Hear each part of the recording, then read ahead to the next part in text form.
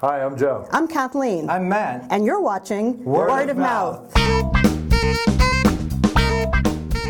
come on over, baby. A whole lot of shaking going on.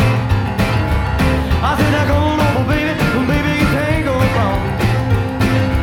We played, said a whole lot of shaking going on. Tonight I saw $1 Million Quartet. $1 Million Quartet takes place one day in 1956. Jerry Lee Lewis is actually in Sun Records, and he's messing around on the piano, and Carl Perkins comes in for his recording session with Sun Records. They don't really hit it off too well, Carl Perkins and Jerry Lee Lewis, because at this point it's a pissing match. He looks at him as the new pup on the block.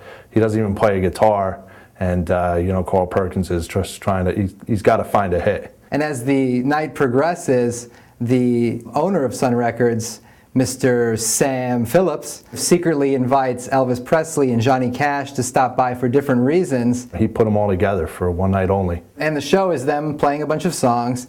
They're jamming together. Johnny Cash will do one of his great famous songs, and Jerry Lee Lewis will come in on the piano and go crazy. There's a famous photograph that was taken that day of the four of them around a piano. And I remember the picture. I didn't know anything about the circumstances of that day or how kind of iconic it was in music history. They tell such a wonderful backstory into how Sam Phillips discovered everyone, and how, basically they all came from nothing. This guy, he saw their talent, and he brought it out. And at different points, you learn more about how they all came to be there together that day and what their connection is with Sun Records and with Sam Phillips. Levi Christ plays Jerry Lee Lewis. He really captured the wild child of Jerry Lee Lewis very well, and he's an amazing pianist. I mean, he just really hit those keys and did all the classic Jerry Lee Lewis moves as well. Plus, he's a hell of a singer, so he did a great job. He was a wild man. It was awesome. Lance Guest played Johnny Cash, and I thought his performance was absolutely terrific. I felt Johnny Cash coming through him.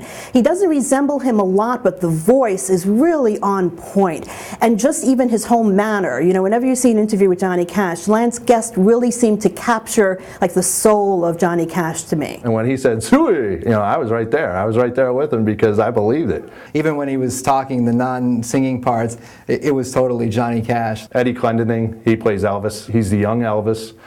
This is the rockabilly Elvis. He does it justice. Rob Lyons plays Carl Perkins, and he's another standout performance.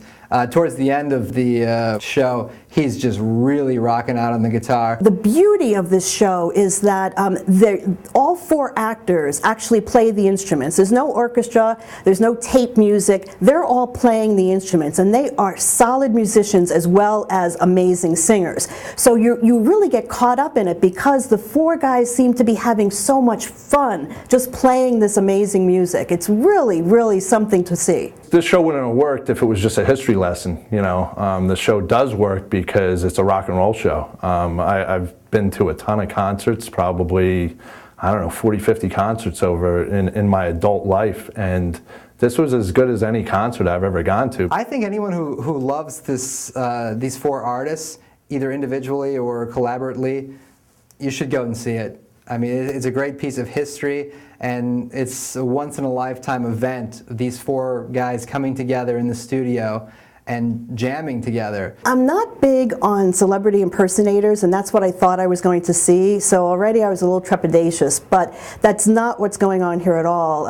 The four actors who play the four famous singers, they just inhabit the soul of the person. So even individually, if they don't look exactly like who they're supposed to look like, you just forget that because they're just so wonderful playing these characters. Very few shows I want to see tomorrow. I would go back and see this tomorrow. I really liked it, surprisingly so. I liked it a lot more than I expected to. I would definitely recommend this show. Bar none, best show I've seen all year, and I've seen a lot of good ones. See you later, alligator. See you later.